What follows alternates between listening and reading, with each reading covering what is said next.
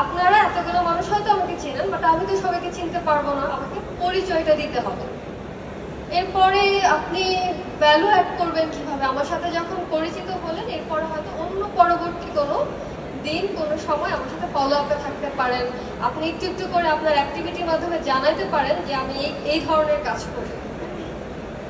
তো আমার কোম্পানিতে যখন ইন ফিউচারে কোনো লোক লাগবে, আমার তখন আপনার কথা মনে পড়বে। এত মানুষের মধ্যে কি সবাইকে মনে রাখা যায়? তাহলে আমাদের দায়িত্ব কি? আমাদের দায়িত্ব হচ্ছে ওই মানুষটাকে আমার কথা বারবার মনে করায় দেওয়া। কিন্তু এরকম ভাবে না যে গুড মর্নিং আপু, কেমন আছেন, আজকে কি করেন, কোথায় যাচ্ছেন। লিঙ্কডইন টোটালি প্রফেশনাল প্ল্যাটফর্ম, তাই না? আপনি ফেসবুকে কাউকে যদি এইভাবে রিকোয়েস্ট পাঠান, সে তো আপনাকে অ্যাকসেপ্ট করবে না, কিন্তু লিঙ্কডইনে করবে। বাট আপনার এই কমিউনিকেশন স্টাইলটাকে আরো স্মার্টার করতে হবে।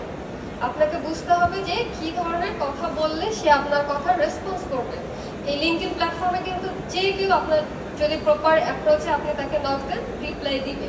কিন্তু যদি যে বললাম খুবই আনপ্রফেশনাল ওয়েতে যদি আপনি ঘরোয়া আলাপ শুরু করে দেন, বন্ধুদের সাথে আমরা যেভাবে কথা বলি, তাহলে কিন্তু আপনি এই অপরচুনিটি চিরতরে মিস করে ফেলবেন। সে আপনার ইনবক্স আর জীবনেও খুলবে না।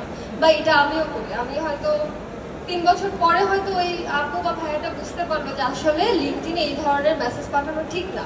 তখন হয়তো সুন্দর একটা মেসেজ পাঠিয়েছে, বাট আমার তার প্রতি যে একটা নেগেটিভ ইমপ্রেশন তৈরি হয়েছে যে সে প্রফেশনাল না, এই কারণেই আমি আসলে তার ইনবক্স আর স্প্যাম বক্সে রেখে দিচ্ছি। তাহলে সে কিন্তু একটা অপরচুনিটি মিস করবে।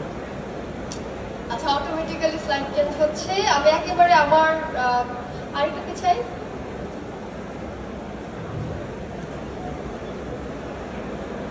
যে স্লাইডটাতে ছিলাম ওখানে একটু চলে যাই। তারপর